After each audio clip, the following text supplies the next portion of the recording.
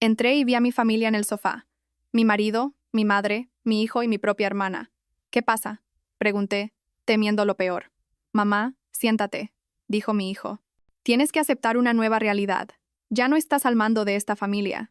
La tía Beatriz. Ella hace más feliz a papá ahora. Estaba furiosa. Todos lo sabían. Salí de la habitación sin decir una palabra.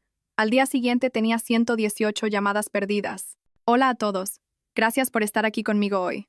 Antes de empezar mi historia, me encantaría saber desde qué ciudad me estáis viendo. Por favor, no dudéis en compartirlo en los comentarios. Ahora, permitidme que os sumerja en esta historia. El viento de la sierra madrileña era cortante esa noche. De ese tipo de frío que se cuela a través del abrigo y se te instala en los huesos. Acababa de aterrizar en Barajas después de 3 días agotadores en Barcelona, salvando un acuerdo que mi marido, Marco, casi había torpedeado con su arrogancia. Estaba exhausta. Me ardían los ojos por la falta de sueño y me dolían los hombros por el peso de la bolsa del portátil. Todo lo que quería era una ducha caliente, una copa de vino tinto y la comodidad de mi hogar. Quería decirle a Marco que había arreglado su desastre, que el imperio inmobiliario Vega Fuentes, que habíamos construido durante 22 años, estaba a salvo otro trimestre. Metí el coche en la entrada de nuestro chalet en La Moraleja. Las luces del salón estaban encendidas, brillando con fuerza contra el césped oscuro y cubierto de escarcha. Era extraño. Normalmente, a las 10 de la noche, la casa estaba en silencio. Marco estaría en su despacho y mi hijo de 21 años, Javier, estaría en su habitación jugando a videojuegos o con sus amigos. Abrí la puerta principal, dejando caer mis llaves en el cuenco de la mesa del recibidor. El silencio que me recibió no era pacífico, era denso. Se sentía cargado, como el aire antes de una tormenta. «Hola», dije en voz alta colgando mi abrigo. «Marco, Javier, estoy aquí».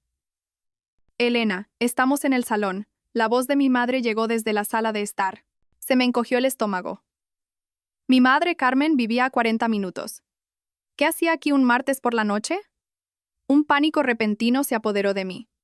¿Le había pasado algo a mi hermana Beatriz? ¿Alguien estaba enfermo? Corrí hacia el salón, con el corazón martillándome en las costillas. Pero no era una emergencia médica. Era un tribunal.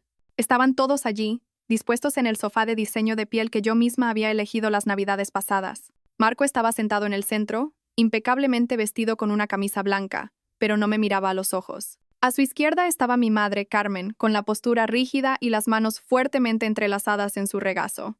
A su derecha, Beatriz, mi hermana pequeña. Y en el sillón contiguo, mi hijo Javier. La atmósfera era sofocante. Nadie lloraba. Nadie parecía triste. Parecían resueltos. «¿Qué está pasando?», pregunté, con la respiración entrecortada. «¿Estáis todos bien, mamá?». Di un paso adelante, pero Javier se levantó. No vino a abrazarme. Se plantó como un guardia de seguridad bloqueando una puerta. Me miró con unos ojos desprovistos de la calidez que yo había cultivado durante 2 décadas. «Mamá, siéntate», dijo Javier. Su voz era fría, más grave de lo que recordaba, despojada de todo afecto. «Tienes que escuchar y no montar un escándalo». «¿Un escándalo? Javier, me estás asustando. ¿Qué es esto?».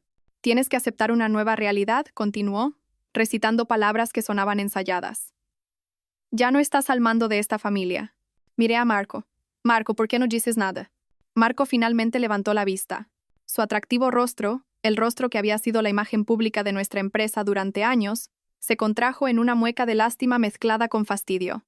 «Se acabó, Elena. La farsa. Se ha terminado». «¿Qué farsa?». Sentía que me ahogaba en tierra firme. «La tía Beatriz», dijo Javier, señalando a mi hermana. «Ella hace más feliz a papá ahora.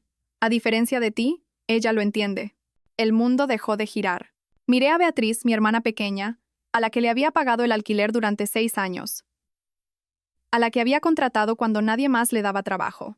Estaba sentada con las piernas cruzadas, llevando una blusa de seda que se parecía sospechosamente a una que faltaba en mi armario. Y entonces lo vi. La mano de Marco descansaba casualmente, posesivamente, sobre la rodilla de Beatriz. «No queríamos que te enteraras por un extraño», intervino mi madre, Carmen. Su voz no era de disculpa, era un sermón. «Queríamos hacer esto como una familia. Elena, tienes que ser realista. Llevas años casada con tu trabajo. Marco es un hombre con necesidades. Necesita una esposa que esté presente, no una socia que duerme con su portátil». «Mamá», susurré, la traición cortando más profundo que cualquier cuchillo. Tú lo sabías. Estás aprobando esto. Estoy apoyando la felicidad, dijo Carmen, levantando la barbilla con aire desafiante. Beatriz y Marco comparten una conexión. Se quieren, Elena. No es algo que planearan. Simplemente ocurrió. No puedes castigarlos por enamorarse. Miré a Beatriz. Ofreció una pequeña sonrisa triunfante. Se colocó un mechón de pelo detrás de la oreja y bajó la mirada. En su dedo, brillando bajo las luces empotradas, había un anillo de diamantes. No era un anillo nuevo. Era mi anillo. Era el diamante antiguo de estilo Art Deco que Marco me había regalado por nuestro 20º aniversario. El que había desaparecido misteriosamente de mi joyero hacía 6 meses. Había puesto la casa patas arriba buscándolo, llorando durante días. Marco me había dicho que era descuidada, que probablemente lo había perdido en el gimnasio.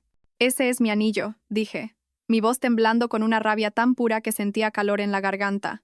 Le queda mejor a ella, dijo Marco, encogiéndose de hombros. Era un desperdicio en ti. Nunca llevas joyas de todos modos. Queremos que te mudes, dijo Javier, rompiendo el silencio de nuevo. Papá se queda con la casa. Yo me quedo aquí. Es mejor que te vayas. Creas demasiada tensión. Mi hijo, mi niño al que había cuidado con fiebres, cuya matrícula universitaria pagué trabajando 80 horas a la semana. Me estaba echando de la casa que yo construí. ¿Estás eligiendo esto?, le pregunté a Javier, las lágrimas finalmente escociendo en mis ojos. ¿Estás eligiendo a la mujer que se acuesta con tu padre a mis espaldas? Es tu tía, Javier. Ya no es solo mi tía, espetó Javier. Es la única que realmente me escucha. Tú solo me lanzas dinero y me dices que estudie.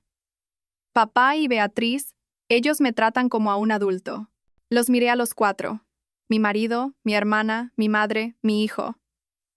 Los 4 pilares de mi vida. Y cada uno de ellos estaba podrido. No solo me estaban rompiendo el corazón, estaban desmantelando mi existencia con una crueldad casual que me dejó sin aliento. Sentí una oleada de náuseas, pero me la tragué. No les daría la satisfacción de verme derrumbarme. No gritaría. No suplicaría. Enderecé la espalda. Miré a Marco, clavando mis ojos en los suyos hasta que se estremeció y desvió la mirada. ¿Crees que has ganado?, dije, mi voz tranquila pero mortalmente firme. ¿Crees que puedes reescribir la historia solo porque estás aburrido y eres un egoísta? No montes una escena, Elena, dijo Beatriz, su voz empalagosamente dulce. Seamos maduros con este divorcio. ¿Divorcio? Solté una risa corta y seca. Oh, no tienes ni idea de lo que se avecina. No nos amenaces, espetó Marco, recuperando su arrogancia. Ya he hablado con los abogados. Estás fuera. El acuerdo prenupcial, los estatutos de la empresa, lo tengo todo cubierto. Sal por esa puerta, Elena. Si te quedas, haré que la seguridad te saque de mi propiedad. ¿Tu propiedad? Miré alrededor de la habitación. Yo elegí cada azulejo de esta casa. Pagué por cada ladrillo y ahora estás invadiendo una propiedad privada, dijo Javier. Eso fue todo. La ruptura final. Miré a mi hijo por última vez, memorizando el rostro del extraño en que se había convertido. De acuerdo, dije. Me di la vuelta. No me quité el abrigo. No recogí mis llaves del cuenco. Tenía mi juego de repuesto en el bolsillo. Caminé hacia la puerta. ¿A dónde vas?, gritó Carmen, una ansiedad repentina en su voz. Elena, tenemos que discutir el acuerdo. Marco tiene una oferta generosa si firmas esta noche. No respondí. Abrí la pesada puerta de roble y salí a la gélida noche madrileña. El viento me golpeó la cara, secando las lágrimas antes de que pudieran caer. Me subí a mi coche, el motor cobrando vida en el silencio de la entrada. Al dar marcha atrás, los vi a través de la ventana. Ya estaban sirviendo cava. Estaban celebrando mi eliminación. Conduje hacia la oscuridad, mis manos agarrando el volante con tanta fuerza que mis nudillos se pusieron blancos. No sabía a dónde iba, pero sabía una cosa con certeza. La Elena que conocían, la felpudo, la proveedora, la que todo lo arreglaba, había muerto en ese salón, y la mujer que se alejaba era alguien a quien deberían temer, y mucho. Si estás escuchando esto, y estás tan furioso como yo en ese momento, por favor, dale al botón de me gusta y comenta con el número 1 abajo. Hazme saber que estás conmigo. Vuestro apoyo me dice que no estoy sola en esta lucha. Comenta 1 ahora porque, creedme, lo que hicieron después hace que esta traición parezca solo el calentamiento. Conduje durante 1 hora, las luces de la ciudad de Madrid difuminándose en estelas rojas y doradas a través de mi parabrisas. Mi mente era una tormenta caótica de imágenes. La sonrisita de Beatriz, el anillo en su dedo, la mirada fría de Javier. Pero bajo el shock, un instinto primario se estaba activando. Supervivencia. Necesitaba gasolina.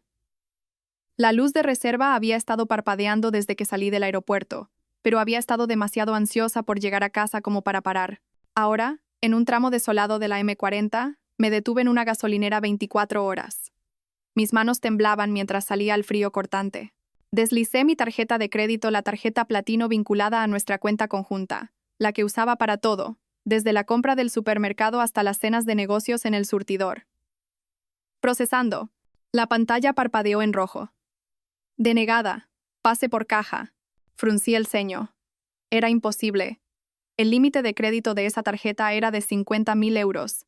Y yo había pagado la factura completa hacía 3 días. Lo intenté de nuevo. Denegada. Un nudo frío se formó en mi estómago, más pesado que la traición que acababa de presenciar.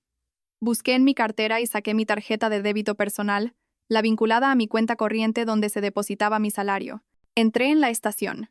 El empleado, un adolescente aburrido con auriculares alrededor del cuello, ni siquiera levantó la vista mientras yo ponía una botella de agua y un paquete de chicles en el mostrador. Pasé la tarjeta de débito.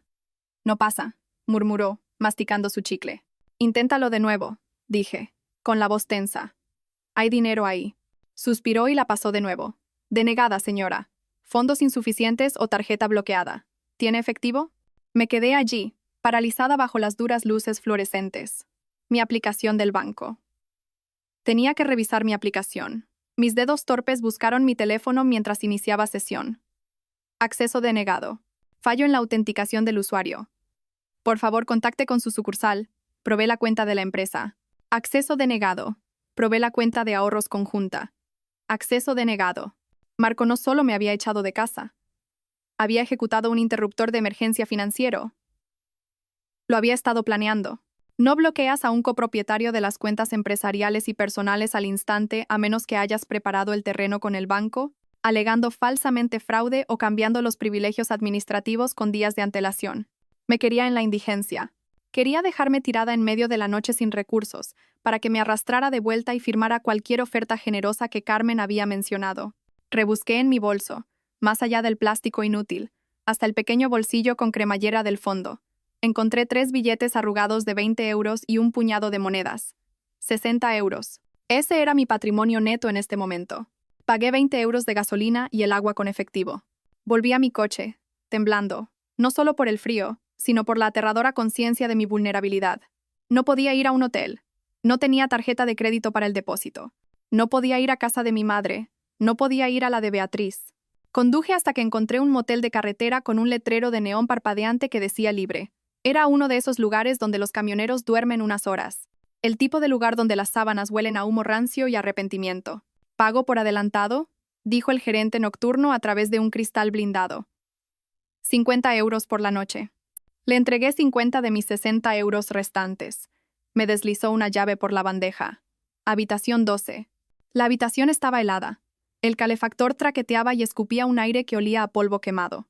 Me senté al borde del colchón hundido, todavía con mi caro traje de negocios, el abrigo bien apretado a mi alrededor. Miré mi teléfono. La pantalla estaba iluminada con notificaciones. No disculpas, no por favor, vuelve. 118 llamadas perdidas.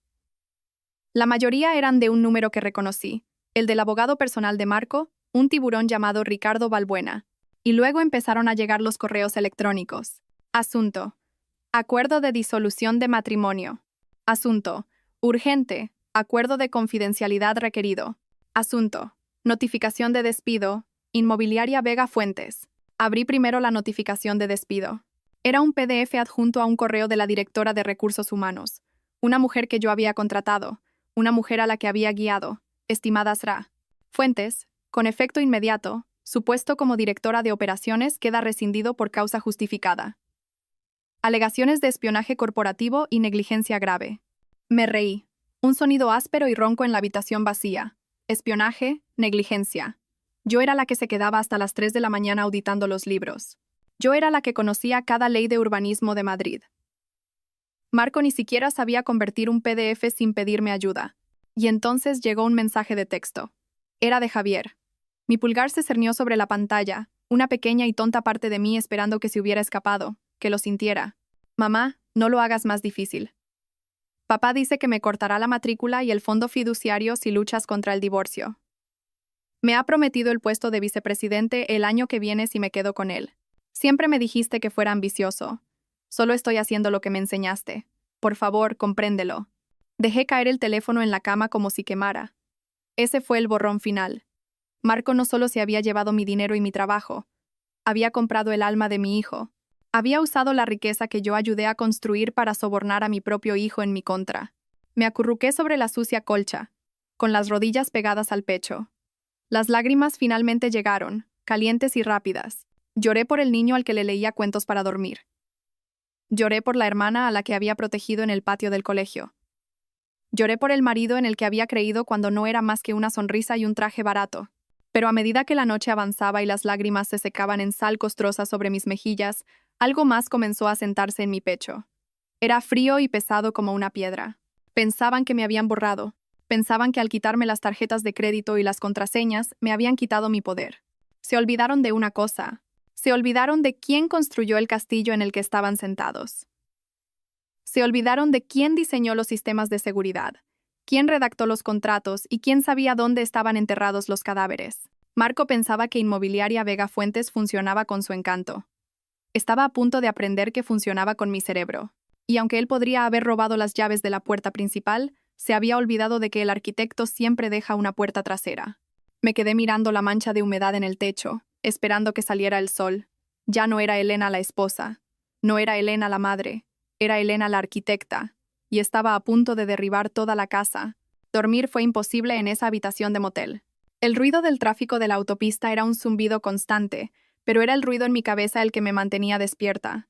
Los recuerdos, afilados y dentados, se repetían en bucle. Para entender por qué estaba tumbada en un colchón sucio con 10 euros en el bolsillo, tenía que retroceder. Tenía que mirar los cimientos de mi vida y darme cuenta de que habían estado agrietados desde el principio. Crecí en un pequeño pueblo de Castilla-La Mancha, la mayor de 2 hijas. Mi padre murió cuando yo tenía 7 años, dejando a mi madre, Carmen, criándonos sola. Su muerte rompió algo en ella. O tal vez solo reveló quién era realmente. Era una mujer que necesitaba ser adorada, ser el centro de atención, y proyectaba esa necesidad en sus hijas. O más bien, en una de ellas. Beatriz nació hermosa. Incluso de bebé, tenía rizos dorados y grandes ojos azules que hacían que los extraños se detuvieran en la calle. Yo era sencilla, pelo castaño, ojos serios, robusta. Yo era la responsable. Beatriz era la princesa. Recuerdo el día que cumplí 18 años. Acababa de recibir mi carta de aceptación en la Universidad Pontificia Comillas. ICADE. Con una beca parcial. Era mi billete de salida. Había tenido 3 trabajos a tiempo parcial durante el bachillerato dando clases particulares, de camarera, colocando libros en la biblioteca para ahorrar para el resto de la matrícula. Entré corriendo en la cocina agitando la carta. Mamá, he entrado. Carmen estaba en la mesa pintándole las uñas a Beatriz. Beatriz tenía entonces 12 años, ya exigente y petulante. «Qué bien, Elena», dijo mi madre sin levantar la vista, pero baja la voz. A Beatriz le duele la cabeza. Pero mamá, es ICADE, es la carrera de empresariales. Carmen suspiró, finalmente mirándome. Sus ojos no estaban llenos de orgullo, eran calculadores.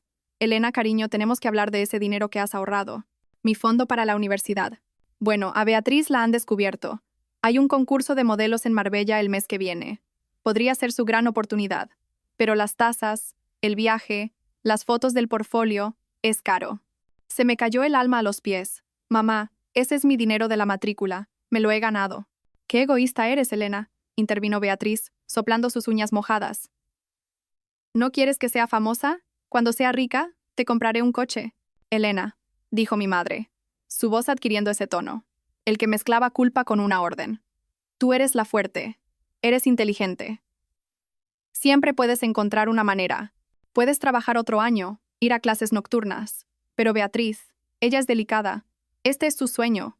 No querrás aplastar el sueño de tu hermana, ¿verdad? Las familias se sacrifican unas por otras. Les di el dinero. Por supuesto que lo hice. Había sido condicionada durante 18 años a creer que mi valor residía únicamente en lo que podía proporcionarles. Yo era el chivo expiatorio, la mula, la que arreglaba las cosas. Beatriz era la niña de oro, la estrella, la que merecía brillar. Beatriz fue a Marbella. No la contrataron. Se gastó el dinero en ropa y parques temáticos. Yo pasé el año siguiente trabajando turnos dobles en un restaurante para recuperar el dinero. Empecé la universidad un año tarde, agotada pero decidida. Esa dinámica nunca cambió. Simplemente evolucionó. Cuando me gradué como la primera de mi promoción, mi madre no vino a la ceremonia porque Beatriz tenía una ansiedad severa por una ruptura con un novio de 2 semanas. Crucé el escenario sola. Cuando conseguí mi primer gran ascenso en una consultora financiera, mi madre dijo: «Eso es genial, cariño. Oye, ¿puedes prestarle a Beatriz 2.000 euros? Su casero se está portando fatal». Pagué el alquiler de Beatriz. Pagué las reparaciones de su coche. Pagué sus clases de interpretación a las que nunca asistió. Le compré a mi madre un piso para que no tuviera que preocuparse por las escaleras. Pensé que estaba comprando su amor. Pensé que si simplemente daba lo suficiente, trabajaba lo suficiente, arreglaba suficientes problemas, finalmente me mirarían como miraban a Beatriz. Pensé que un día mi madre me miraría a la cara y diría: «Estoy tan orgullosa de ti, Elena. Eres mi alegría». Pero yo nunca fui su alegría. Yo era su factura de la luz. Era su red de seguridad. Y entonces conocí a Marco. Era encantador, ambicioso y parecía verme a mí. Me dijo que era brillante.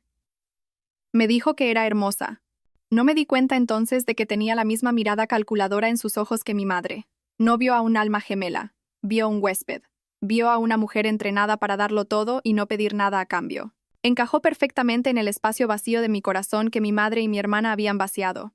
Me casé con él pensando que estaba construyendo una nueva familia, una familia mejor. Tumbada en la oscura habitación del motel, la revelación me golpeó con la fuerza de un golpe físico. No había escapado de mi dinámica familiar al casarme con Marco. La había recreado. Marco era el niño de oro, exigiendo adoración y recursos. Yo seguía siendo el chivo expiatorio, trabajando en la sombra para mantener las luces encendidas. Y Beatriz era solo la conclusión inevitable. Los dos parásitos de mi vida finalmente se habían encontrado. «Tú eres la fuerte, Elena». La voz de mi madre resonó en mi memoria. Bueno, tenía razón en una cosa. Yo era fuerte. Lo suficientemente fuerte como para cargarlos durante 40 años. Y ahora, que Dios los ayudara, era lo suficientemente fuerte como para soltarlos. Me senté en la cama, los muelles metálicos chirriando. No iba a llorar más. La tristeza se había ido, reemplazada por una claridad fría y clínica. Querían a la delicada Beatriz. Querían al soñador Marco. Bien. Podían tenerse el uno al otro, pero no podían tener mi dinero. No podían tener mi empresa. Cogí la bolsa de mi portátil. Era hora de dejar de ser la hija que se sacrifica. Era hora de ser la CEO que liquida los activos tóxicos. El sol de la mañana se filtraba a través de las sucias cortinas de la habitación del motel, proyectando largas y polvorientas sombras en el suelo. Abrí mi portátil. Afortunadamente, tenía un punto de acceso Wi-Fi portátil en mi bolso. Una costumbre de años de viajar por trabajo. Marco no podía cortar un dispositivo que no sabía que existía. No entré en las cuentas bancarias todavía. Sabía que esas puertas estaban cerradas a cal y canto. En su lugar, abrí un archivo llamado VF, Archivo 1. Para entender cómo iba a destruir a Marco, tenéis que entender cómo lo construí yo. Conocí a Marco hace 22 años en un evento de networking inmobiliario en el centro de Madrid. Él tenía 29 años, llevaba un traje que no le quedaba del todo bien, sostenía una copa de vino barato y acaparaba la atención de un grupo de inversores. Era eléctrico. Tenía una sonrisa que podría venderle hielo a un esquimal. Una risa que te hacía sentir la persona más divertida del mundo. Yo tenía 25 años. Era analista junior en una de las grandes consultoras, de pie en una esquina, agarrando mi carpeta con estudios de mercado. Lo observé moverse por la sala. Era carismático, sí, pero podía oír lo que decía. Soltaba palabrería. Hacía promesas sobre rendimientos que eran matemáticamente imposibles. Me acorraló junto al buffet. «Parece que estás analizando la integridad estructural de las brochetas de gambas», bromeó. No sonreí. «Estoy analizando tu discurso a esos inversores. Estás prometiendo una rentabilidad del 15% en una propiedad en un distrito en declive. Vas a hacerles perder su dinero». Parpadeó sorprendido. Luego se rió. «Vale, me has pillado. Soy un hombre de ideas, no de números. Necesito a alguien que entienda las cosas aburridas. Las cosas aburridas son las que te mantienen fuera de la cárcel», dije secamente. Se enamoró de mí, o al menos de lo que podía hacer por él en ese mismo momento. En 6 meses, estábamos casados. En un año, Fundamos Inmobiliaria Vega Fuentes. La división del trabajo se estableció de inmediato. Marco era la cara visible, era el consejero delegado. Tenía las reuniones con los clientes, jugaba al golf con los promotores y concedía entrevistas a Expansión y 5 días. Le encantaba ser el centro de atención. Le encantaba el título. Yo era la arquitecta, era la directora de operaciones, pero en realidad era todo lo demás. Encontraba las propiedades, negociaba los préstamos, gestionaba a los contratistas. Peleaba con el ayuntamiento por las licencias urbanísticas. Hacía los impuestos, las nóminas, el cumplimiento legal. Nuestro primer gran proyecto fue un desastre anunciado. Marco había comprado una nave industrial en ruinas en Villaverde, convencido de que sería la próxima gran reconversión a lofts.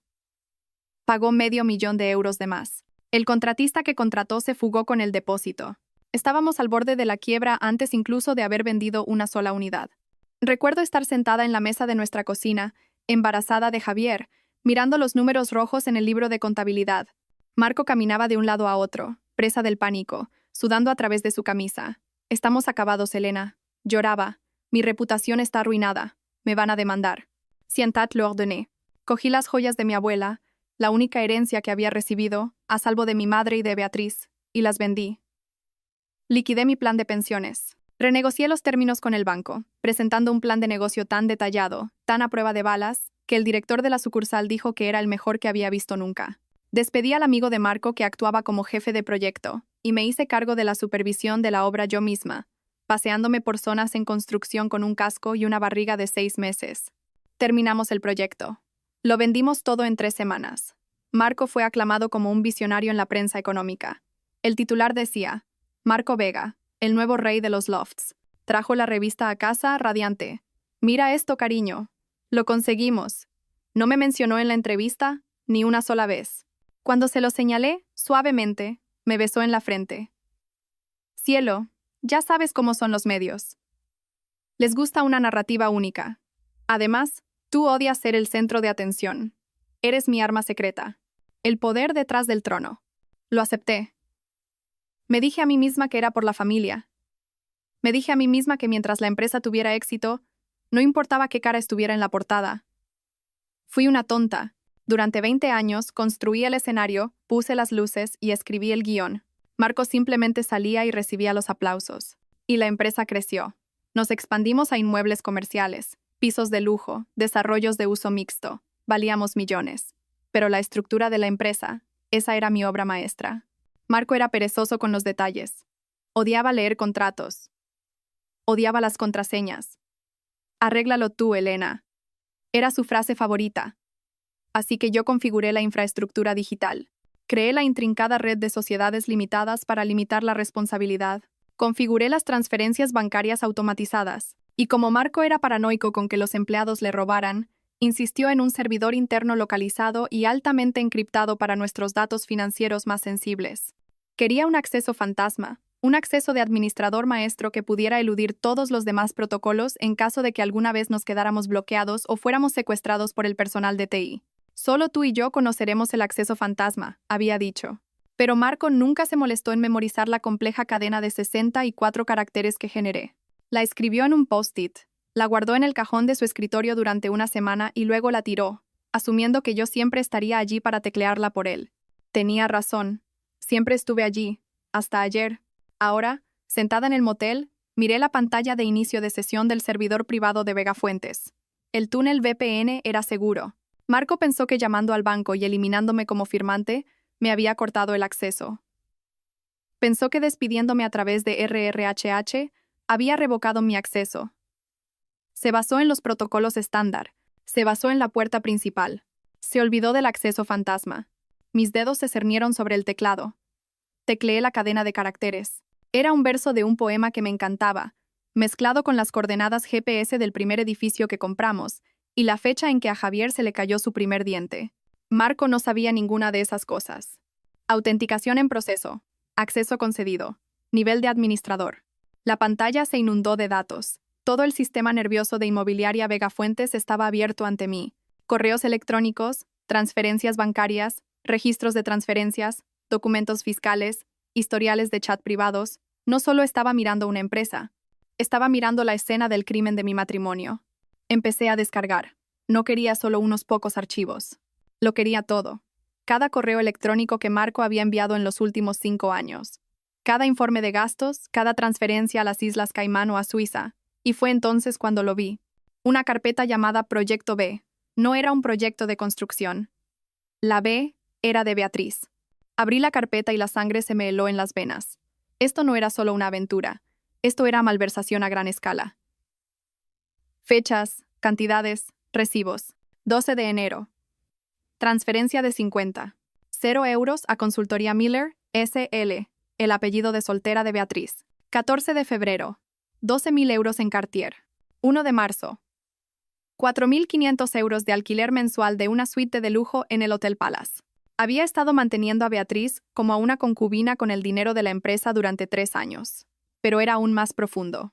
Vi transferencias a una empresa fantasma que no reconocí, Inversiones Orión, S.L.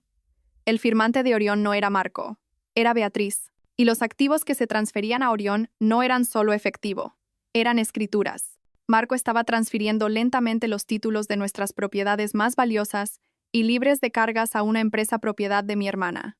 Estaba vaciando Inmobiliaria Vega Fuentes, preparándose para dejarme con el cascarón vacío mientras él y Beatriz se iban con los activos. Me sentí enferma. Esto no era solo reemplazarme como esposa. Esto era un robo a gran escala, pero mientras me desplazaba por los documentos, una fría sonrisa asomó a mis labios. Marco era un actor, no un arquitecto. No entendía el papeleo que estaba firmando. En su arrogancia, y en la codicia de Beatriz, habían cometido errores de aficionado, chapuceros. Habían falsificado mi firma en las transferencias de escrituras. Podía verlo en los PDF, una torpe copia digital de mi firma de un documento diferente. Y en el acuerdo de operaciones de Inversiones Orión, Beatriz había puesto su dirección permanente. Era mi dirección, la casa que yo pagué. Los tenía pillados, pero no podía atacar todavía. Si iba a la policía ahora, Marco alegaría que fue un error administrativo, pagaría una multa y me enterraría en litigios durante años. Él tenía dinero para abogados caros. Yo tenía 10 euros. No, necesitaba dejar que se ahorcaran solos. Necesitaba que se sintieran seguros. Necesitaba que pensaran que estaba derrotada, arruinada y escondida en un agujero. Cerré el portátil. Tenía los planos de su destrucción. Ahora solo necesitaba construir la trampa. La evidencia digital del Proyecto B ardía en mi mente, obligándome a recordar exactamente cómo Beatriz se había infiltrado en mi santuario. Comenzó hace 5 años, una época en la que Inmobiliaria Vega Fuentes estaba en auge y mi guardia estaba baja. Beatriz acababa de pasar por su tercer divorcio. Su exmarido, un mecánico decente llamado David, la había dejado porque se negaba a trabajar y se gastaba su sueldo en bolsos de diseño que no podía permitirse. Apareció en mi puerta con 2 maletas y una historia lacrimógena que habría ganado un Goya. Era un maltratador, Elena, lloró, arrojándose a mis brazos. Más tarde supe que maltratador significaba que le había cortado la tarjeta de crédito. No tengo a dónde ir. Mamá dijo que tú me ayudarías. Carmen me llamó 10 minutos después. Elena, tienes esa casa tan grande con todas esas habitaciones de invitados vacías. Deja que tu hermana se quede unas semanas. Solo necesita recuperarse. La familia ayuda a la familia. Acepté. Siempre aceptaba. Unas semanas se convirtieron en 6 meses. Beatriz se pasaba el día junto a mi piscina, bebiendo mi vino y criticando a mis jardineros. Marco, en ese momento, parecía molesto por su presencia. Es una vaga, Elena. Se quejaba. Trata nuestra casa como un hotel. Yo la defendía. Está de duelo, Marco. Dale tiempo. Luego vino la petición. Necesito un trabajo, anunció Beatriz una noche en la cena. Estoy aburrida. Quiero trabajar para vosotros. Casi me atraganto. Beatriz, dirigimos una empresa inmobiliaria comercial. Es de alta presión. ¿Qué habilidades tienes para esto? Soy buena con la gente, insistió. Puedo ser. No sé. Relaciones con clientes. Puedo organizar las fiestas. Puedo hablar con los inversores. Vosotros sois tan serios. Necesitáis a alguien divertido. No, dije. Fue una de las pocas veces que puse un límite. Pero Carmen intervino. Condujo 40 minutos para tomar un café conmigo. Elena, esta es la oportunidad de Beatriz para ser responsable. Si no le das un trabajo, se hundirá. ¿Quieres que viva en tu sofá para siempre? Dale un sueldo. Deja que se mude. A Marco le parece una buena idea. Parpadeé. A Marco. Hablé con él, dijo Carmen suavemente. Cree que Beatriz podría ayudar a suavizar la imagen de la empresa. Ya sabes que tú puedes ser un poco intensa, cariño. Me enfrenté a Marco. ¿Quieres contratar a Beatriz? Marco se encogió de hombros, ajustándose la corbata. Tu madre tiene razón. Necesitamos a alguien que se encargue de lo social. Las galas, los eventos de caridad. Tú odias esas cosas. Deja que lo haga ella. Págale un sueldo de asistente. Sácala de casa. Todos ganamos. Seguí. Creé un puesto. Directora de eventos especiales. Al principio pareció funcionar. Beatriz se mudó a un apartamento que yo subvencioné y organizó la fiesta de Navidad de la empresa. Fue lujosa por encima del presupuesto, pero un éxito. Luego comenzaron los cambios sutiles. Beatriz empezó a venir a la oficina todos los días, vestida no con ropa de negocios, sino con vestidos ceñidos que estaban justo al borde de lo inapropiado. Pasaba horas en el despacho de Marco discutiendo la logística de los eventos. Yo pasaba por delante y los oía reír. Cada vez que entraba en la habitación, se callaban. ¿Qué es tan gracioso?, preguntaba, sintiendo un pinchazo de inquietud. Solo una broma sobre un cliente, decía Beatriz, sonriendo con esa sonrisa sacarina. No lo entenderías, Elena. Es una broma interna. Empezó a unirse a nosotros en las comidas de negocios. Luego empezó a reemplazarme en ellas. Elena, quédate tú y termina las proyecciones trimestrales, decía Marco. Beatriz y yo llevaremos a los promotores al asador. Ya sabes que odias las conversaciones triviales. Y yo odiaba las conversaciones triviales. Amaba el trabajo. Así que los dejé ir. Me quedaba en la oficina comiendo una ensalada en mi escritorio, haciendo números, asegurándome de que nuestros márgenes de beneficio fueran saludables, mientras mi marido y mi hermana bebían dry martinis y se reían a mi costa. Noté cambios en Marco. Empezó a vestir más joven. Se compró un Porsche que no necesitaba. Empezó a quedarse hasta tarde por networking. Cuando expresé mi preocupación, Carmen me manipuló hasta el infinito. «Estás siendo paranoica, Elena», me regañó. «Deberías alegrarte de que Marco y Beatriz se lleven bien. La mayoría de los hombres odian a sus cuñadas. Es una bendición. No lo arruines con tus celos. Es impropio de ti». Celos. Me hizo sentir como una arpía loca e insegura. Ahora, mirando la carpeta del Proyecto B en mi portátil, vi la realidad. Las cenas de networking eran citas. Los viajes de negocios a Ibiza eran vacaciones. Y los honorarios de consultoría pagados a Beatriz eran en realidad su asignación por ser su amante. La serpiente no se había colado simplemente en la hierba. Yo había abierto la puerta, la había invitado a entrar y le había dado leche caliente. Y la peor parte, mi madre había mantenido la puerta abierta. Carmen había mediado en esto. Había empujado a Beatriz hacia Marco, sabiendo exactamente de lo que Beatriz era capaz. Quería que Beatriz tuviera la vida que yo había construido. Porque en su mente retorcida, Beatriz merecía el reino, y yo era solo la constructora destinada a levantarlo y marcharme. Golpeé la mano contra el escritorio barato del motel. El dolor me ancló a la realidad. «Vale». Susurré a la habitación vacía. ¿Queréis jugar al juego divertido e irresponsable? Veamos qué tan divertido es cuando la arquitecta tira del muro de carga. Pasé las siguientes 6 horas en un trance de contabilidad forense. El acceso fantasma me daba acceso a todo, pero tenía que ser cuidadosa. Si hacía algún cambio, si alteraba algún archivo, los registros del sistema podrían alertar al director de TI, un hombre llamado Esteban que solía ser leal a mí, pero que ahora, sin duda, respondía ante Marco. Así que me convertí en un fantasma. Copié, descargué, hice capturas de pantalla, rastreé el flujo de dinero. Era peor de lo que pensaba. Inmobiliaria Vega Fuentes se estaba desangrando para financiar su estilo de vida y las transferencias a la empresa fantasma de Beatriz. Marco había dejado de pagar a los proveedores. Llevábamos 3 meses de retraso en los pagos a las cuadrillas de construcción del nuevo rascacielos en el distrito financiero. Estábamos en impago de los intereses de 2 préstamos importantes. Marco estaba desvistiendo un santo para vestir a Beatriz. La empresa, el trabajo de mi vida, era un castillo de naipes. Si los acreedores se enteraban, seríamos insolventes en 30 días. Pero entonces encontré algo que me hizo incorporarme. Era una cadena de correos electrónicos entre Marco y un detective privado llamado Investigaciones Balbuena. La fecha era de hace 2 años. Asunto: vigilancia objetivo. Fuentes. Marco: necesito trapos sucios. Lo que sea. Infidelidad, abuso de sustancias, inestabilidad mental. Necesito motivos para anular el acuerdo prenupcial. Valbuena. Señor Vega. La hemos seguido durante 6 meses. Va al trabajo. Va al supermercado. Va a casa de su madre. Trabaja hasta tarde. No hay trapos sucios. La mujer es una santa. Marco. Busca más a fondo o invéntate algo. No puedo permitirme darle la mitad. Se me cortó la respiración. 2 años. Llevaba 2 años planeando deshacerse de mí, pero no encontraba la manera de hacerlo sin perder dinero. Y luego, un correo más reciente, fechado hace una semana. Marco, olvida los trapos sucios. Vamos con el ángulo del colapso mental. Su familia testificará. Su madre y su hermana están a bordo. Alegaremos que está sobrecargada de trabajo, paranoica, no apta para dirigir. Forzaremos una moción de censura en la Junta. Una vez que esté fuera, activaremos la cláusula de compra a la valoración más baja. Carmen, puedo testificar que ha estado errática últimamente. Muy emocional. Estoy preocupada por ella, Marco. Tenemos que hacer lo mejor para la empresa. Miré la pantalla, las lágrimas de rabia nublando mi visión. Mi madre. Mi propia madre estaba conspirando para hacerme pasar por mentalmente inestable para que su niña de oro pudiera robarme a mi marido y mi dinero. Erratitza susurré. Os voy a enseñar lo que es errático. Profundicé más. Necesitaba una palanca.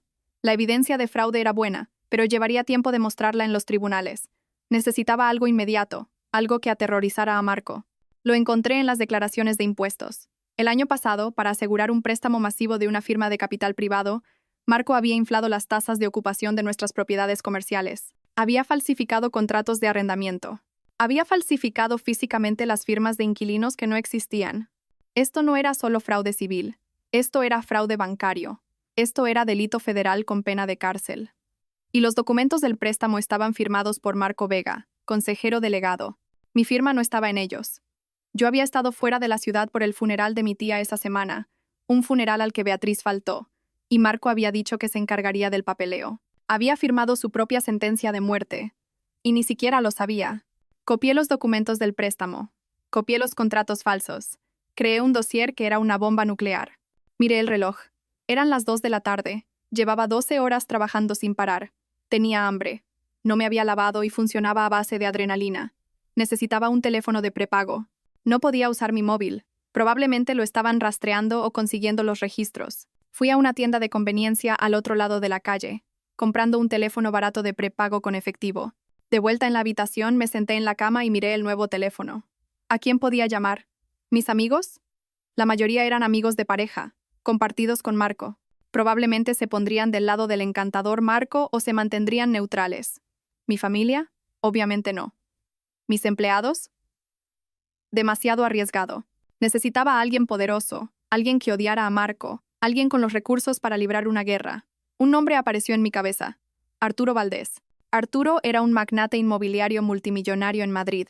Dinero viejo, despiadado, pero con principios. Hace 3 años, Marco le había ganado a Arturo en una subasta por un terreno privilegiado en el desarrollo de la Operación Chamartín. Marco había ganado sobornando a un concejal de urbanismo para recalificar el terreno, una jugada a la que me opuse ferozmente, pero que Marco hizo a mis espaldas. Arturo había sospechado juego sucio. Había llamado públicamente a Marco un trepa con traje barato. Marco se lo había tomado a risa, pero Arturo nunca lo había olvidado. Si iba a Arturo Valdés con pruebas del fraude de Marco, específicamente el fraude que le jodió a Arturo ese negocio, era un tiro al aire. Arturo podría simplemente reírse de mí, podría echarme.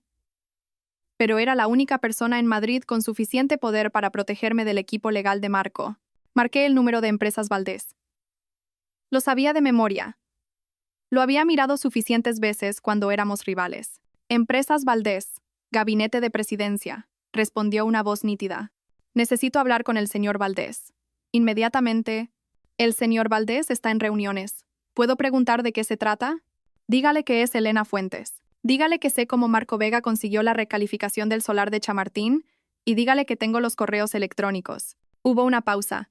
Un momento, por favor. 30 segundos después, una voz grave y profunda sonó en la línea. Sra. Fuentes.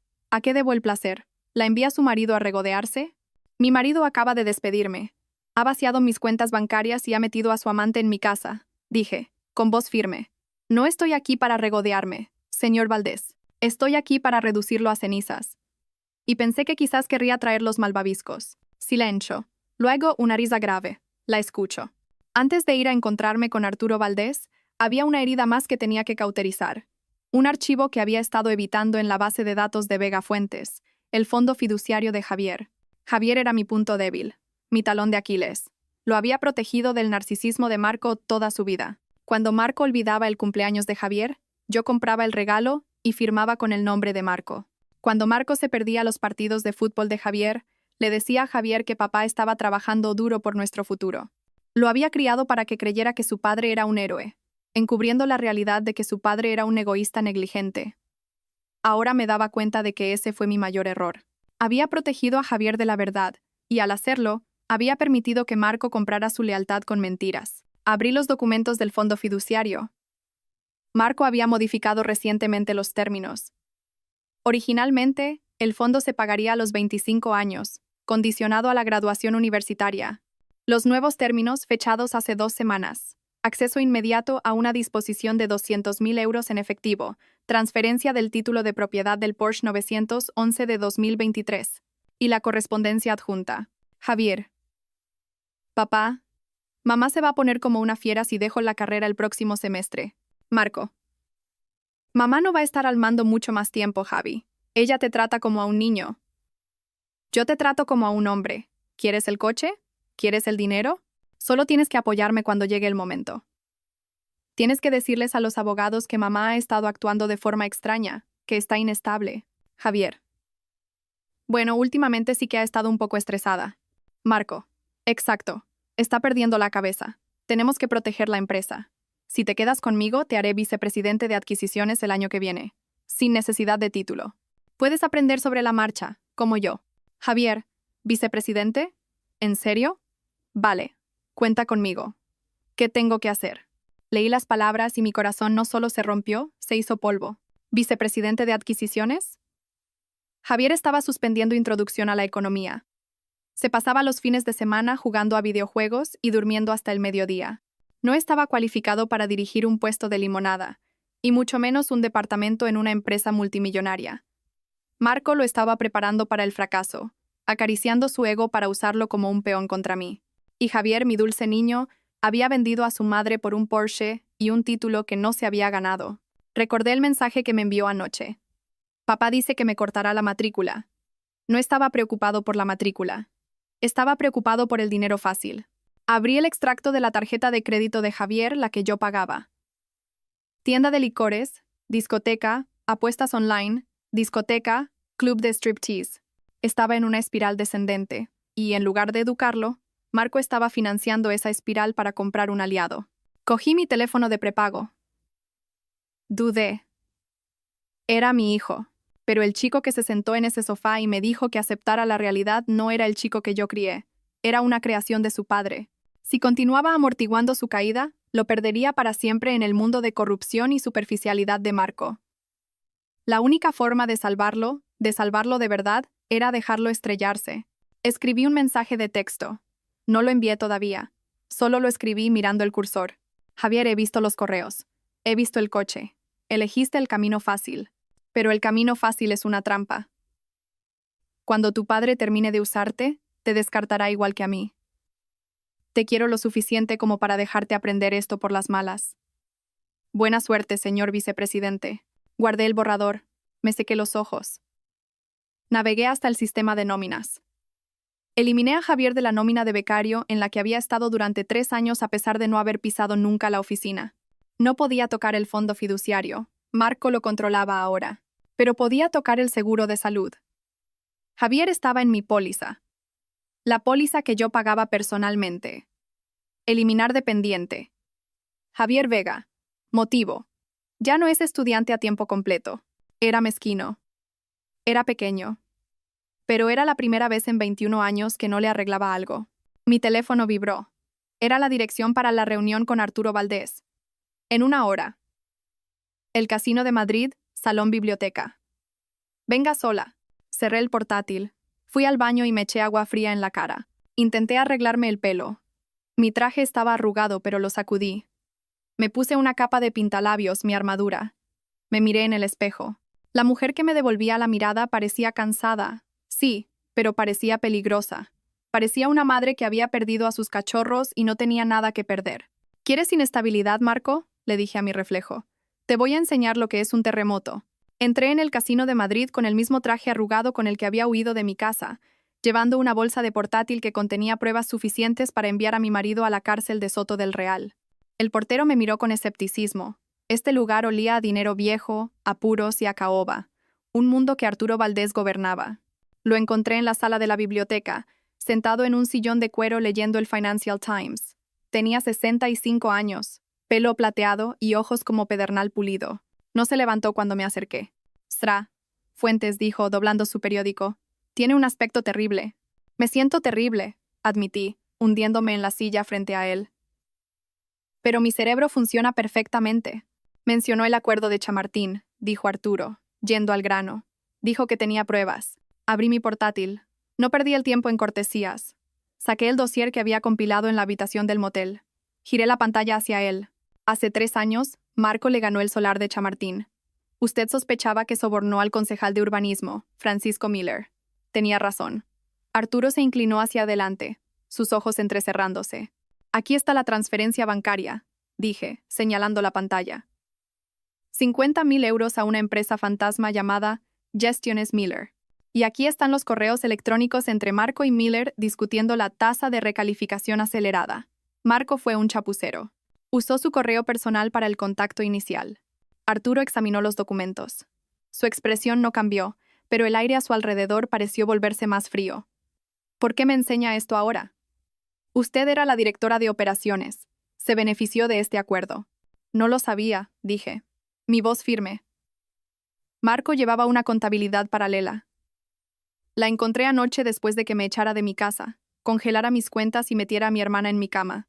Arturo levantó la vista, un destello de sorpresa cruzando su rostro. «¿Su hermana?» «Y mi madre los está animando», añadí, una risa amarga escapándose de mis labios. «Es una reunión familiar en toda regla, y yo soy la única no invitada». Tomé aire. «Señor Valdés, no he venido a cotillar, he venido a hacer un trato. Marco está tratando de destruirme. Ha falsificado mi firma en préstamos fraudulentos. Está malversando fondos de la empresa. Va a dejar Inmobiliaria Vega Fuentes como un cráter humeante». «¿Y quiere que la salve?», preguntó Arturo, levantando una ceja. «No, quiero que me ayude a enterrarlo. Y a cambio, le daré la propiedad de Chamartín». Arturo hizo una pausa. Continué. «Marco está sobreendeudado, tiene poco efectivo. Está a punto de impagar los préstamos de construcción. Si usted interviene ahora como un inversor caballero blanco, ofreciendo un préstamo puente para salvar el proyecto, lo aceptará. Está desesperado. Y, en el contrato de préstamo, incluimos una cláusula de garantía. Si incumple, cosa que hará porque yo conozco los números reales, usted se queda con los activos, específicamente, la escritura de Chamartín». Arturo me miró fijamente durante un largo momento. El silencio se alargó, denso y tenso. Luego, una lenta sonrisa se extendió por su rostro. No era una sonrisa cálida. Era la sonrisa de un depredador reconociendo a otro depredador. «Es usted vengativa, ¿verdad?», dijo Arturo suavemente. «Soy eficiente», corregí. «Marco piensa que soy una esposa despechada que va a llorar en un rincón. No se da cuenta de que yo soy la que escribió su plan de negocio». Arturo cerró mi portátil y lo empujó hacia mí. «Me gusta usted, Elena. Tiene agallas. Marco siempre me pareció un pavo real. Todo plumas, nada de vuelo. Pero usted es un halcón». Sacó su teléfono. «Voy a llamar a mi asesor personal. Es el mejor abogado litigante de Madrid. La representará en el divorcio. Pro bono. Considérelo una inversión en nuestra nueva asociación». «Gracias», susurré, el alivio inundándome. «Y Elena», añadió Arturo con los ojos duros, «no me decepcione. Si hacemos esto, lo destruimos por completo, sin piedad, sin aceptarlo de vuelta cuando llore». «No estará llorando», dije, pensando en la sonrisita de Marco cuando me quitó el anillo. «Estará gritando». Arturo asintió. «Bien.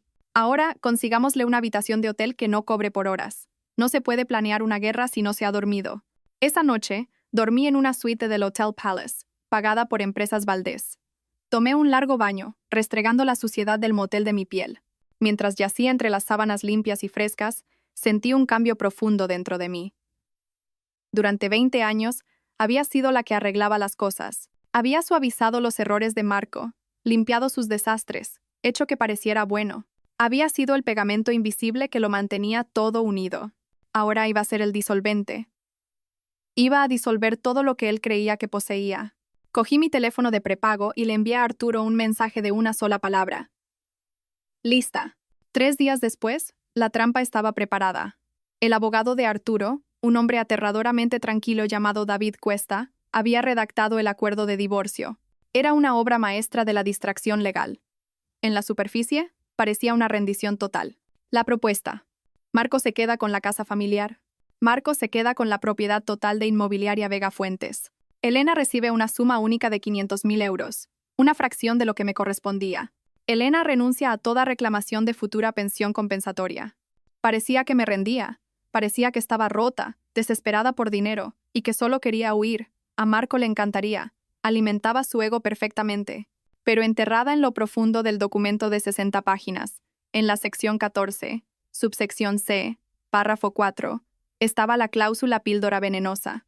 En el caso de que se descubra que cualquiera de las partes de este acuerdo ha participado en actividades delictivas no reveladas, fraude o malversación durante el matrimonio, o sea condenada por un delito grave dentro de los 24 meses posteriores a la firma, este acuerdo en su totalidad quedará nulo y sin efecto. En tal caso, todos los activos, incluyendo el 100% de las acciones de la empresa y los bienes inmuebles, revertirán a la parte no infractora en concepto de daños punitivos. Marco nunca leía la letra pequeña. Pagaba a abogados para que lo hicieran, pero su abogado, Ricardo Balbuena, era perezoso. Lo sabía porque yo solía pagar sus facturas. Balbuena hojeaba los contratos, buscaba los grandes números, la liquidación, la pensión. No buscaría una cláusula de reversión específica enterrada en un texto genérico sobre responsabilidad. Me reuní con Marco y su abogado en el despacho de Balbuena. No llevaba maquillaje. Llevaba un suéter viejo. Mantuve la cabeza baja, mirando al suelo. Necesitaba vender la imagen de la mujer derrotada. Marco entró como si fuera el dueño del mundo. Llevaba un traje italiano nuevo y olía a colonia cara, probablemente un regalo de Beatriz. Vaya, mira quién ha salido de su agujero. Se burló Marco al sentarse. Espero que estés lista para firmar, Elena. Beatriz y yo tenemos que encargar las invitaciones de boda. Solo dame el cheque, dije, con voz temblorosa. Solo quiero irme, Marco. No puedo. No puedo luchar más contra ti. Marco se rió, mirando a Balbuena. ¿Ves? Te dije que se rendiría. No tiene estómago para esto. Balbuena deslizó los papeles sobre la mesa. ¿Acuerdo estándar, Elena? Te vas con 500.000 y borrón y cuenta nueva. Solo firma aquí, aquí y aquí. Cogí el bolígrafo. Mi mano temblaba, en parte actuando, en parte pura adrenalina. ¿Y Javier? Pregunté suavemente. Javier se queda conmigo, dijo Marco, reclinándose en su silla. Es mi vicepresidente ahora. Vamos a construir un imperio juntos, sin tus constantes quejas. Sentí un dolor agudo en el pecho, pero me lo tragué. Vale, cuídalo. Firma los malditos papeles, Elena. Firmé. Puse mi nombre en la línea que aparentemente me despojaba de 20 años de trabajo duro. Luego firmó Marco. Lo hizo con una floritura, una gran y arrogante M. Hecho, dijo Balbuena cerrando la carpeta. El cheque será transferido a tu cuenta mañana. Marco se levantó y se abotonó la chaqueta. Me miró con una sonrisita que me dio escalofríos. ¿Sabes, Elena? Deberías agradecérmelo. Siempre has sido demasiado estirada para esta vida. Vete a vivir a una granja o algo así. Búscate un buen bibliotecario. Adiós, Marco, susurré. Mientras caminaba hacia el ascensor, oía a Marco reírse con Balbuena. Ha sido más fácil de lo que pensaba. Ni siquiera ha pedido la casa de la playa. Las puertas del ascensor se cerraron, cortando su risa. Me apoyé contra la pared de metal y solté un largo suspiro. Había firmado. La píldora venenosa estaba activa. Ahora todo lo que tenía que hacer era probar el fraude. Y ya tenía las pruebas. Solo necesitaba el escenario adecuado para presentarlas. ¿Y qué mejor escenario que la boda? Marco y Beatriz habían anunciado la fecha. Era en 3 semanas. Una boda apresurada, la llamaron. Querían ser legitimados antes de la temporada de galas de primavera. 3 semanas. Ese era mi plazo. Salí del edificio y me subí al coche con chofer de Arturo. ¿Ha firmado?, preguntó Arturo desde el asiento trasero. Ha firmado, dije, una sonrisa genuina finalmente abriéndose paso. Cree que ha comprado mi silencio por 500.000 euros. Acaba de firmar la entrega de toda su vida. Arturo me sirvió un vaso de agua con gas. Por la arquitecta. Por la demolición, respondí. Las siguientes 3 semanas fueron un ejercicio de masoquismo. Tuve que permanecer invisible mientras Marco y Beatriz exhibían su victoria por todo Madrid. Alquilé un pequeño apartamento discreto en la zona norte usando mi apellido de soltera. Pasé mis días con los contables forenses de Arturo construyendo el caso. Estábamos convirtiendo los datos brutos que había robado en un mazo legal. Cada noche me torturaba revisando las redes sociales. El Instagram de Beatriz era un vómito de lujo. Foto de un nuevo Mercedes descapotable. Mi futuro maridito me mima. Bendecida, nuevos comienzos. Foto de mi comedor redecorado con un hortera papel pintado dorado. Fuera lo viejo, bienvenido el glamour. Por fin haciendo de esta casa un hogar. Eso dolió, verla borrar mi toque del hogar que yo construí. Pero las publicaciones más dolorosas vinieron de mi madre. Carmen publicó una foto de los tres Marco, Beatriz, y ella brindando con copas de champán en una cena de menú degustación. Pie de foto, por fin, una familia que sabe disfrutar de la vida. Tan orgullosa de mi hermosa hija Beatriz y mi maravilloso yerno Marco. El amor verdadero siempre gana. Amor verdadero. Había vendido a su hija mayor por un asiento en una mesa elegante. Y Javier. Javier guardaba silencio en las redes sociales, pero yo veía las alertas de las tarjetas de crédito en las cuentas secundarias que aún monitoreaba, las que Marco aún no había encontrado. Bodega El Tío Pepe, 400 euros. Discoteca Capital, 1.200 euros. Fianzas judiciales, 500 euros. Mi hijo estaba en caída libre. Marco no lo estaba educando, lo estaba consintiendo. Quería correr a salvarlo, pero Arturo me detuvo. «¿No puedes salvar a alguien que no quiere ser salvado, Elena?», me dijo Arturo suavemente. Él eligió su bando. Deja que vea cómo es realmente ese bando cuando se apaguen las luces. Sabía que tenía razón, pero se sentía como cortar un miembro. Mientras tanto, la empresa se pudría por dentro. Mis espías, Sara en contabilidad y Jaime en gestión de proyectos, me daban actualizaciones diarias. «Marco no ha estado en la oficina más allá de las 2 p.m. en semanas», me escribió Sara. «Está dejando que Beatriz planee el cambio de imagen de la empresa. Quiere cambiar el logo a rosa y dorado. Rosa y dorado, Elena. Para una empresa inmobiliaria comercial. Los contratistas amenazan con abandonar la obra del solar de Highland», informó Jaime. Marco les dijo que el cheque está en camino. No lo está.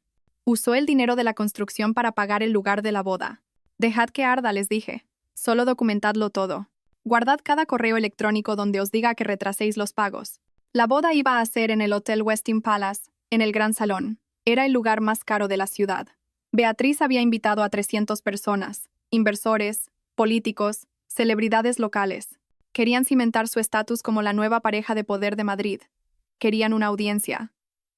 Bien, pensé, mirando la invitación que Sara me había conseguido. Quieren un espectáculo. Les daré un espectáculo. 2 días antes de la boda, recibí una última pieza de palanca. Vino de una fuente inesperada. Sonó mi teléfono. Número desconocido. «Hola, Elena. Soy David». «¿David, el exmarido de Beatriz?» «El mecánico, al que ella había desangrado». «David», dije, sorprendida. «¿Cómo estás?» Estoy bien. Mira, me enteré de lo que pasó, de lo que te hicieron. Es asqueroso». «Lo es». Asentí. «Tengo algo», dijo David, bajando la voz. «Cuando Beatriz me dejó, se dejó una caja de papeles en el garaje. Iba a quemarlos, pero los revisé anoche. Elena, tiene tarjetas de crédito a tu nombre de hace 3 años. La sangre se me heló. ¿Qué? Las abrió cuando se estaba quedando contigo. Interceptaba el correo. Las agotó y luego escondió los extractos. Pero encontré las cartas de las agencias de cobro. Y encontré una carta de Marco». ¿De Marco? Sí, él pagó una de las tarjetas. La carta dice: «He cubierto esta. Ve, pero tienes que tener más cuidado. Si Elena ve esto en su informe de crédito, estamos muertos los dos. Sigue con el plan. 2 años más y nos lo llevamos todo». 2 años más. La línea de tiempo encajaba perfectamente. Marco había estado conspirando con mi hermana para robar mi identidad y mi dinero, mientras yo le daba de comer y le daba un trabajo. «David», dije, mi voz temblando, «¿puedes traerme esa caja?» «Estoy en camino», dijo. Cuando David me entregó esa caja, sentí que la última cerradura encajaba. Esto no era solo fraude, era una conspiración. Predatoria, calculada y malvada. Miré la carta escrita a mano por Marco. 2 años más y nos lo llevamos todo. Guardé la carta en mi caja fuerte. «Gracias, David», dije. «¿Dales caña, Elena?», dijo, con una sombría sonrisa. «Oh, pienso hacerlo», respondí. «Pienso darles el infierno entero». El día antes de la boda, hice algo peligroso. Fui a ver a Javier. Sabía que no debía. Arturo me lo desaconsejó. Pero yo era madre primero y exesposa vengativa segundo. Necesitaba darle una última oportunidad para bajarse del barco que se hundía. Esperé fuera de su nuevo ático, el que Marco había comprado con fondos de la empresa. A las 11 de la mañana Javier salió tambaleándose, con aspecto de resaca. Llevaba gafas de sol de diseño y una sudadera que costaba más que mi primer coche. Javier, lo llamé. Dio un respingo girándose. Cuando me vio, su rostro se endureció. Mamá, ¿qué haces aquí? ¿Me estás acosando ahora? No te estoy acosando. Estoy tratando de salvarte. No necesito que me salven, escupió, caminando hacia su porche. Me va genial. Papá acaba de ponerme a cargo de la cartera de la zona sur. Javier, escúchame, dije, interponiéndome en su camino. Tu padre te está mintiendo. La empresa está en bancarrota. Está robando dinero para pagar este estilo de vida. Te está usando como escudo. Cuando vengan los federales, y van a venir, tu nombre está en los documentos. Javier se rió. Fue un sonido hueco y frágil. Solo estás celosa. Estás celosa porque papá está ganando y tú eres. Eres una don nadie. Estás viviendo en algún tugurio, ¿verdad? Papá me lo dijo. Estoy viviendo en la realidad, dije, mi voz urgente. Javier, por favor, no vayas a la boda mañana. Simplemente di que estás enfermo. Vete con tus amigos. Simplemente no estés allí, de pie junto a él cuando suceda. ¿Cuando suceda qué? Desafió. ¿Vas a arruinarla? ¿Vas a montar una escena? Dios, eres patética, mamá. Papá dijo que intentarías arruinarlo. Me llamó patética. Sentí que la ira subía, pero la reprimí.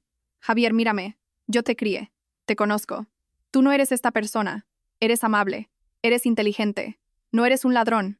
No soy un ladrón, gritó, su cara enrojeciendo. Soy un hombre de negocios, como papá. Papá es un fraude, le grité de vuelta. Y Beatriz es un parásito. Y si te quedas con ellos, te hundirás con ellos. Javier me fulminó con la mirada. Luego sacó su teléfono. Voy a llamar a seguridad. Aléjate de mí. Se subió a su coche y aceleró el motor agresivamente. Mientras salía derrapando del aparcamiento, bajó la ventanilla y gritó. No vengas mañana, mamá. Nadie te quiere allí. Eres el pasado. Lo vi alejarse, mi corazón rompiéndose de nuevo. Pero esta vez la ruptura fue más limpia.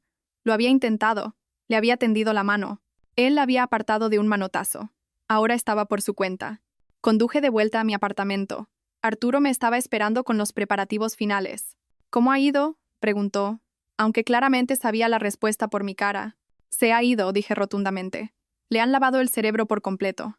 Entonces aprenderá por las malas, dijo Arturo. ¿Estás lista para mañana? Sí. ¿Tenemos los códigos de acceso al proyector? Sí. ¿La policía está informada? Sí.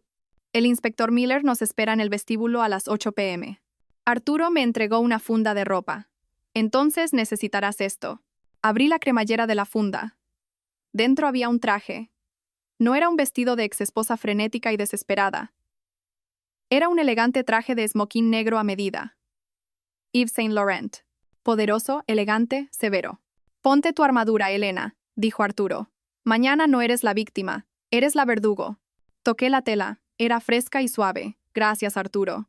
Descansa un poco, dijo. Mañana será una noche larga. No descansé. Me senté junto a la ventana, observando las luces de la ciudad. Pensé en Marco y Beatriz, probablemente ensayando sus votos en ese momento.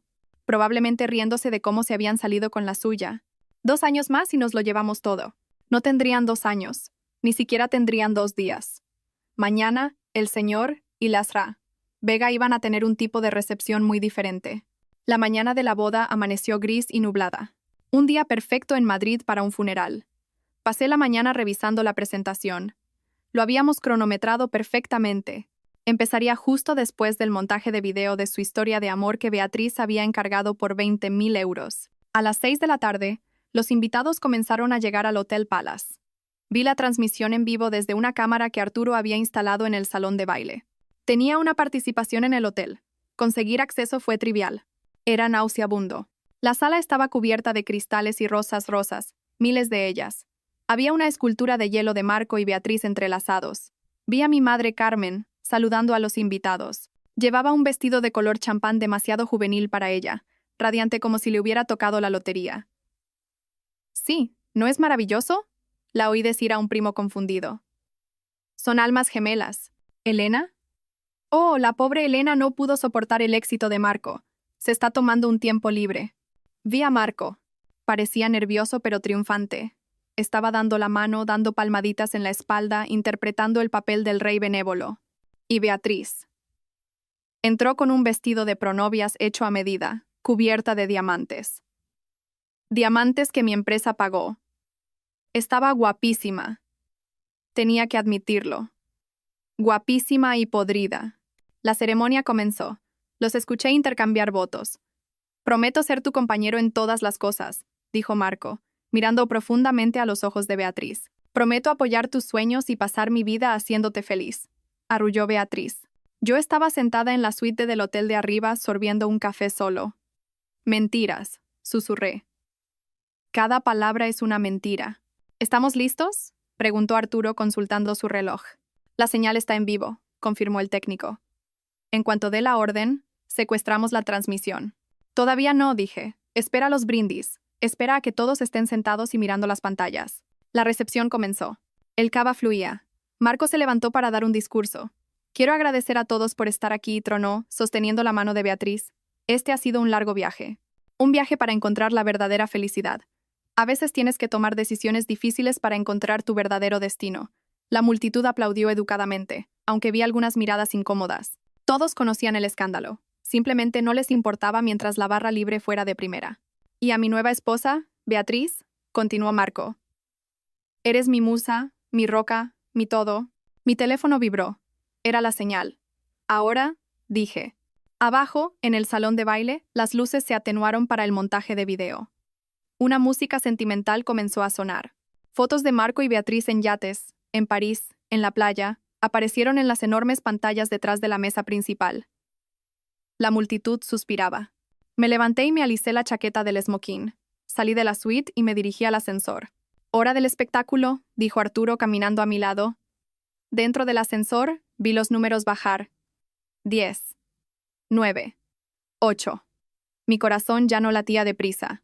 Latía lento y pesado, como un tambor de guerra. Las puertas del ascensor se abrieron en el nivel del vestíbulo. El inspector Miller y 2 agentes uniformados estaban esperando. «Sra. Fuentes», preguntó el inspector. «¿Sí? Tenemos la orden judicial. Estamos listos cuando usted lo esté». «Deme 5 minutos», dije.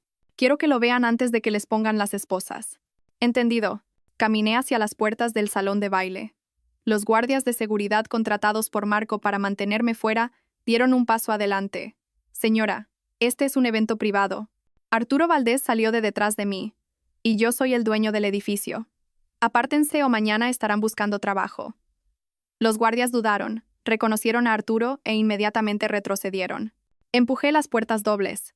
Dentro, la música acababa de alcanzar un crescendo. El video en la pantalla mostraba a Marco y Beatriz besándose frente a la Torre Eiffel. Y entonces la pantalla parpadeó. La música se cortó con un chirrido de retroalimentación. La sala quedó en silencio. En las enormes pantallas, la imagen romántica se desvaneció. En su lugar, apareció una austera hoja de cálculo, números rojos, y luego un documento, un extracto de tarjeta de crédito. Nombre: Beatriz Miller. Dirección: Calle del Roble 124, mi casa. Compra: anillo de diamantes Cartier, 25.000 euros. Pagado por cuenta corporativa de Vega Fuentes. Un murmullo recorrió la multitud. «¿Qué es eso?», chilló Beatriz levantándose. «Marzo, arréglalo». «Corten la señal», gritó Marco a la cabina de audiovisuales. «Apáguenlo». Pero el técnico en la cabina era nuestro. No lo apagó. Subió el volumen. Y entonces mi voz, pregrabada, retumbó por los altavoces. «Hola, Marco. Hola, Beatriz. Queríais una reunión familiar. Queríais que todos fueran testigos de vuestra unión. Bueno, pues vamos a enseñarles sobre qué está construida realmente esta unión». Todas las cabezas se giraron, no hacia la pantalla, sino hacia el fondo de la sala. Entré. El silencio en el gran salón de baile era absoluto. 300 pares de ojos se volvieron en sus sillas para mirarme.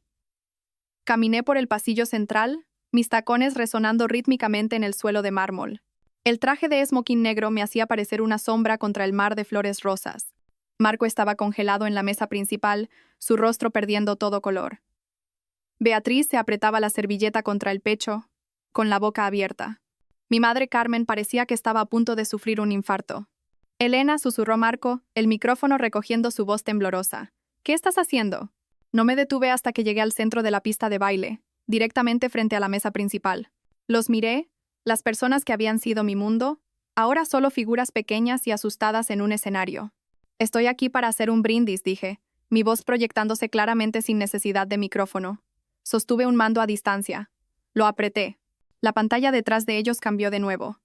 Esta vez, era la cadena de correos electrónicos entre Marco y el detective privado.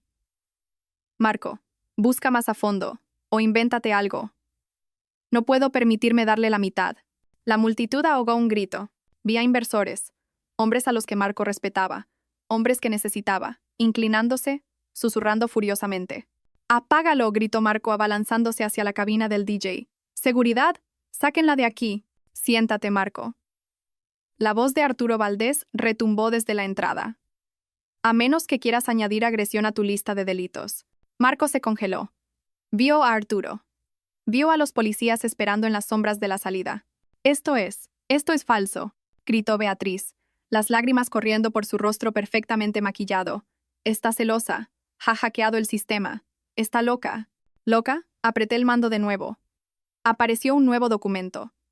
La solicitud de préstamo falsificada para el proyecto de Chamartín. La que tenía mi firma torpemente pegada.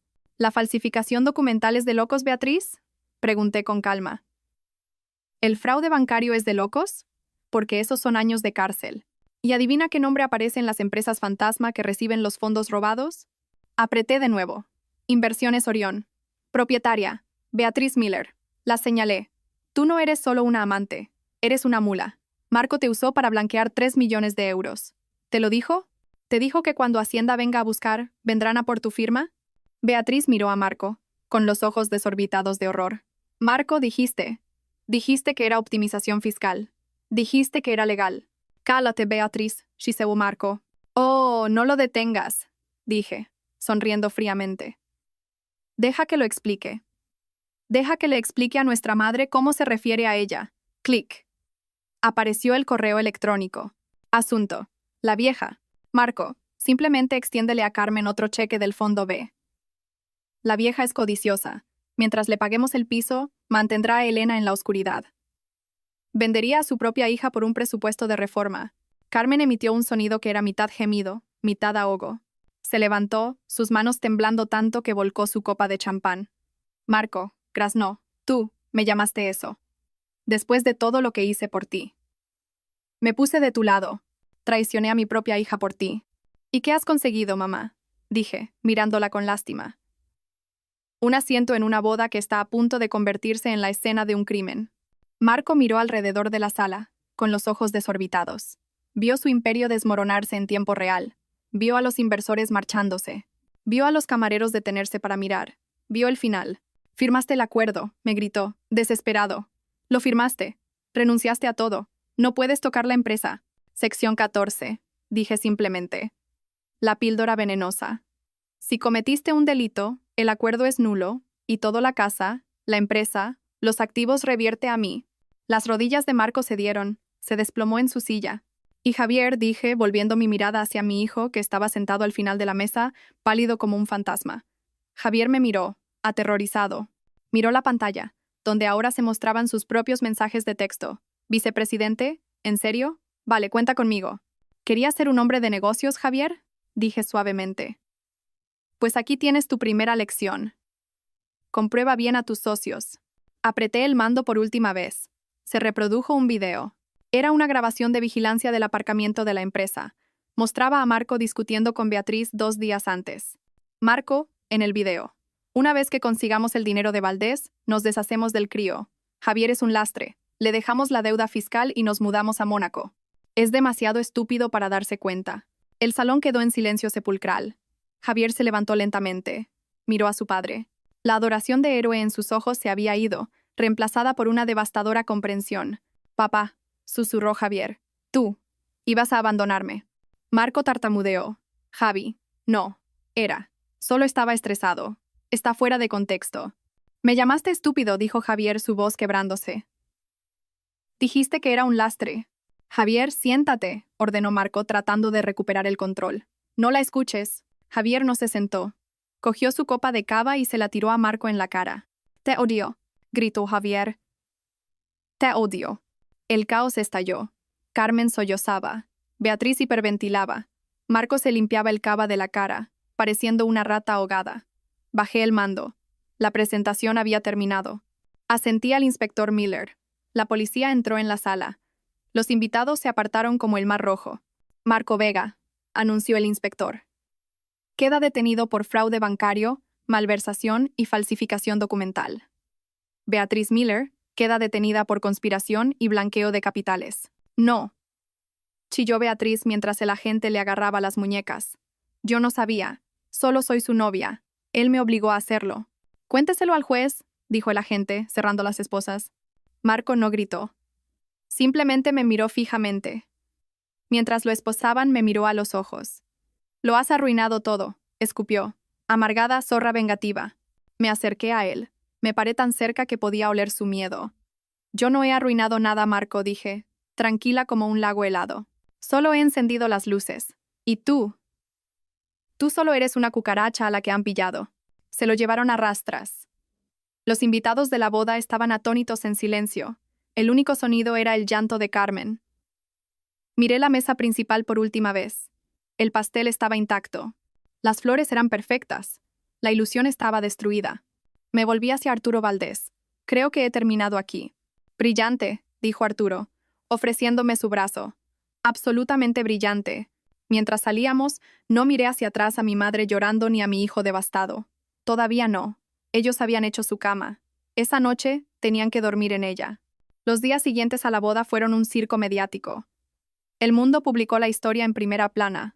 Blues nupciales. Magnate inmobiliario detenido en el altar. No di entrevistas. Dejé que las pruebas hablaran por sí solas. Volví a mi casa 3 días después. La policía la había despejado como escena del crimen. Fue extraño volver a entrar en las habitaciones que yo había diseñado. Las cosas de Beatriz estaban por todas partes.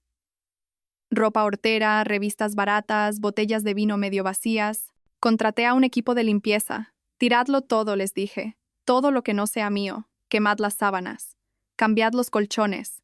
Quería fregar su ADN de mi vida. A Marco se le denegó la fianza. El juez lo consideró un riesgo de fuga debido al plan de Mónaco grabado en video. Estaba en la cárcel de Soto del Real, cambiando sus trajes italianos por un mono naranja. Beatriz pagó la fianza, pagada por mi madre, que había liquidado sus ahorros de jubilación para sacar a su bebé. Pero Beatriz no era libre. Se enfrentaba a 5 o 10 años. Su cara estaba por todo internet como la cazafortunas camino de la cárcel. Entré en las oficinas de Vega Fuentes, ahora exclusivamente mías. Los empleados me recibieron con una mezcla de miedo y alivio.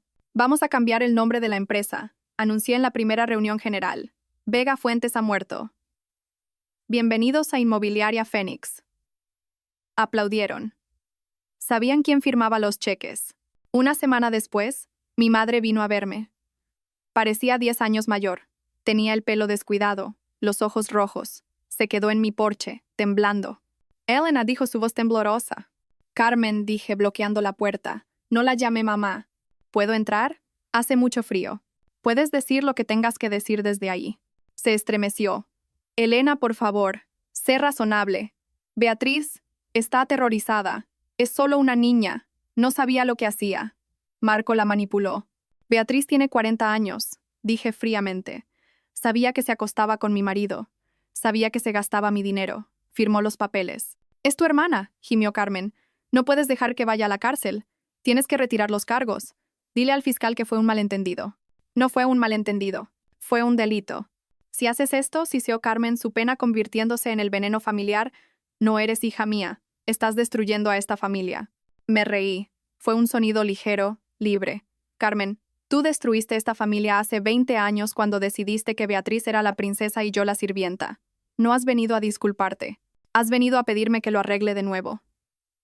¿Quieres que sea el chivo expiatorio una última vez para que Beatriz pueda salir libre? Es delicada. Es una delincuente. ¿Y tú?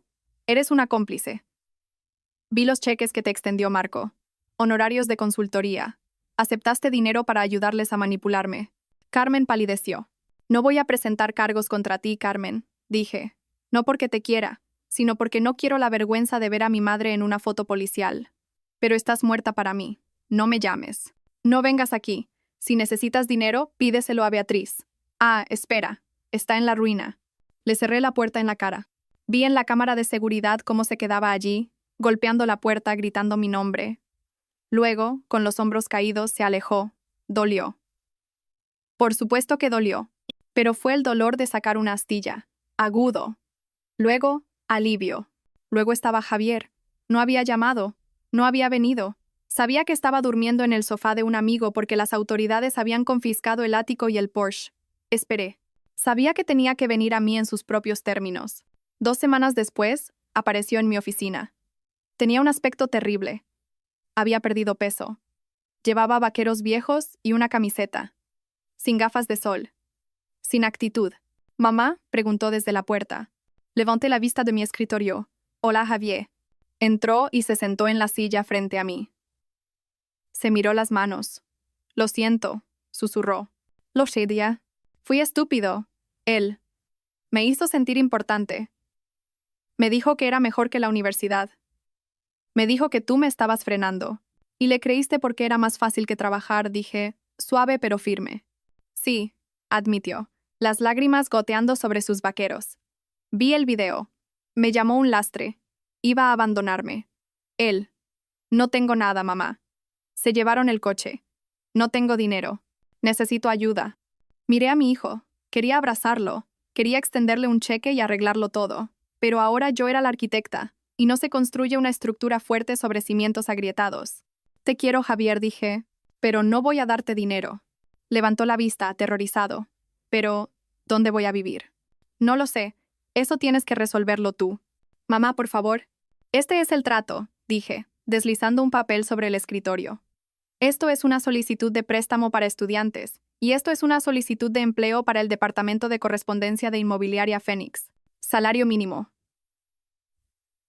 Empiezas desde abajo.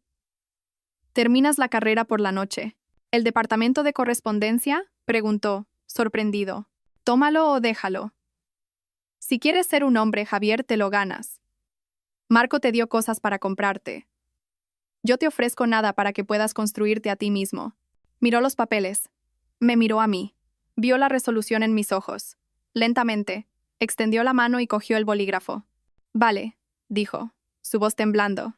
Acepto el trabajo. Bien, dije. Preséntate a Sara en RRH. Te dará una tarjeta de identificación. No llegues tarde. Se levantó. ¿Me miró? Me miró de verdad por primera vez en años. Das mucho miedo, mamá, dijo, con un atisbo de admiración en su voz. Lo sé, sonreí. Ahora, a trabajar. El juicio fue corto. Las pruebas eran abrumadoras. Marco Vega se declaró culpable para evitar una sentencia de 20 años. Le cayeron 8 años en una prisión federal, más restitución. Parecía gris y derrotado en la sala del tribunal.